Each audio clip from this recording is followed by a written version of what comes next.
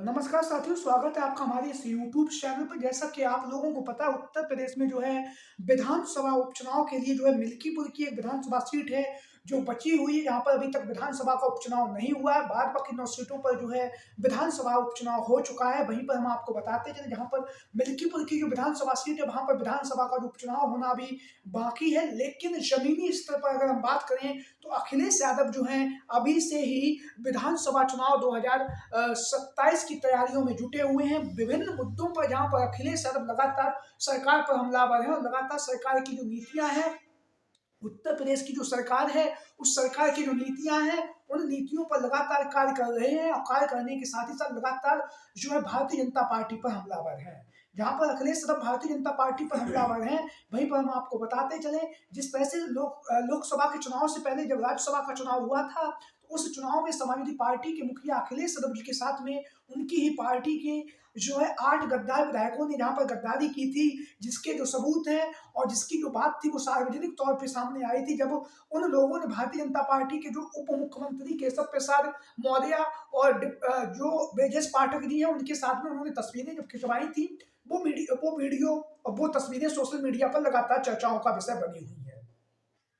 हालांकि उसके बाद जो है लगातार उनके विधायकों को खत्म किए जाने की जो खबरें हैं लगातार राजनीतिक गलियारों में चलती आई हैं, और इसी के साथ ही साथ हम आपको बताते चले, एक जो खबर अभी चल रही है कि अखिलेश यादव जो है, जहां पर 8 गद्दार विधायकों में से 3 जो विधायक हैं जो महिला हैं, उन्हें की जो सदस्यता है उसको नहीं लेने जा रहे हैं। यदि ये जो 3 महिलाएं, ये वो महिलाएं हैं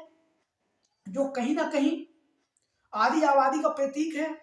और कहीं ना कहीं समाजवादी पार्टी के साथ में जुड़ी हुई हैं, और समाजवादी पार्टी के टिकट से ही 2022 के विधानसभा के चुनाव में इन्होंने शानदार जीत भी दर्ज की है। तो इस कड़ी में अगर हम बात करेंगे, पहला जो नाम है वो है पूजा पाल।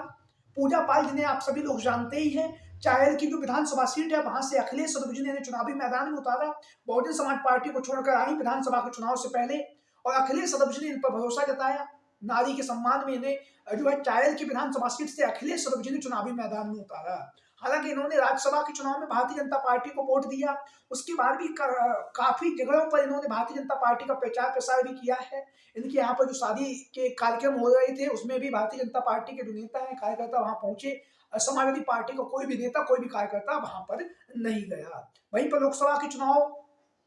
में भी भारतीय जनता पार्टी के प्रत्याशी के लिए प्रचार प्रसार किया गया। वहीं पर पूजा पाल ने जो विधानसभा उपचुनाव हुए, वहां पर फूलपुर की जो विधानसभा सीट है वहां पर भी उन्होंने भारतीय जनता पार्टी के पक्ष में वोट मांगे। लेकिन अब जो है खबरें सामने आ रही है कि अखिलेश यादव जो है पूजा पाल की विधायकी को नहीं लेंगे। उसका सबसे बड़ा कारण ये है कि पूजा पाल जो है आदि आबादी का प्रतीक है और पीडीए में, यानी कि पीडीए का जो हिस्सा है उस हिस्से में से आती है। इसलिए अखिलेश यादव जी ने जो है, अब खबरें सामने आ रही है कि जो पूजा पाल है उनकी विधायकी को नहीं लेंगे और बहुत ही जल्द वो है समाजवादी पार्टी के साथ दिखेगी। हालांकि वो बात अलग है, 2027 के विधानसभा के चुनाव में अखिलेश यादव टिकट दें या ना दें वो अखिलेश यादव जी का फैसला है। लेकिन जो खबरें अभी आ रही है कि वो पूजा पाल की जो है विधायकी है जो है वो नहीं छीनने जा रही है। इसी कड़ी में जो अगला जो नाम है वो है महाराजी देवी, जिन्हें आप सभी लोग जानते ही हैं। महाराजी देवी अमेठी की जो विधानसभा सीट है वहां से वर्तमान समय में महिला विधायक है। विधायक होने के साथ ही साथ जब राज्यसभा का चुनाव हुआ था तो उस चुनाव में जब अखिलेश यादव जी ने इन्हें बुलाया था, तो ये ना तो अखिलेश यादव जी को के पक्ष में वोट करने आई, ना ही भारतीय जनता पार्टी के पक्ष में वोट करने आई। जो जानकारी हमें सामने आई है उस हिसाब से हम आपको बता रहे हैं। वहीं पर महाराजी देवी जी की जो सुरक्षा है उस पर भी लगातार खतरा मंडरा रहा था, लेकिन अब जो खबरें सामने आ रही हैं कि अखिलेश यादव जो है महाराजी देवी की जो सुरक्षा है वो नहीं लेंगे, क्योंकि वो भी आदि आबादी का प्रतीक है, महिला है, महिलाओं का जो सम्मान है वो अखिलेश यादव हमेशा से ही करते रहते हैं। इसी कड़ी में जो अगला जो नाम है वो है पल्लवी पटेल, डॉक्टर पल्लवी पटेल, जिन्हें आप सभी लोग जानते हैं। समाजवादी पार्टी में अगर सबसे चर्चित कोई महिला है तो वो है डॉक्टर पल्लवी पटेल, क्योंकि उन्होंने समाजवादी पार्टी के सिंबल से चुनाव लड़ा। साथों की विधानसभा सीट से उप मुख्यमंत्री केशव प्रसाद मौर्य को चुनावी मैदान में हराने के बाद जो है पल्लवी पटेल ने शानदार जीत दर्ज की है और कहीं ना कहीं देश में और प्रदेश में अपने नाम की जो है यश और कीर्ति की जो पटाखा है वो लहराई भी है। वहीं पर हम आपको बताते चले, जब अखिलेश यादव जी से पूछा गया था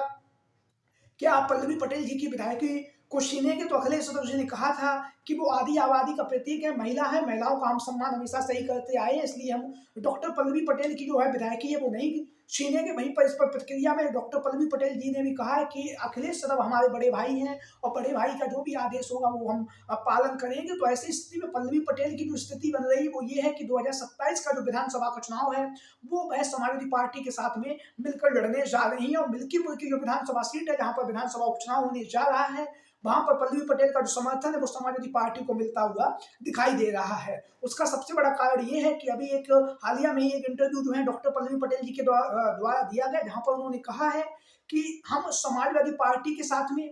अखिलेश यादव जी के साथ में विपक्ष में ही खुश हैं। जब आशीष पटेल ने पल्लवी पटेल पर आरोप लगाया कि अगर आप भारतीय जनता पार्टी में आना चाहती हैं तो आपको नरेंद्र मोदी जी की जो नीतियां हैं, नरेंद्र मोदी जी के जो विचार हैं उन पर चलना होगा, तो पल्लवी पटेल ने दो टूक कहा है कि मुझे भारतीय जनता पार्टी में आने का कोई शौक नहीं है, मैं विपक्ष में अखिलेश यादव जी और समाजवादी पार्टी के साथ में विपक्ष में बहुत खुश हूँ। तो आप लोगों की क्या राय है इन महिला विधायकों को लेकर? क्या आगामी समय में अखिलेश यादव जी को इन महिला विधायकों की सदस्यता को खत्म कराना चाहिए या फिर इन महिला विधायकों का सपोर्ट करते हुए विधानसभा चुनाव 2027 तक इन्हें जो है इनके पद पर बने रहना चाहिए? आप लोगों की राय, आप लोगों के विचार कमेंट बॉक्स में। आज की वीडियो में इतना ही। जय हिंद, जय भारत।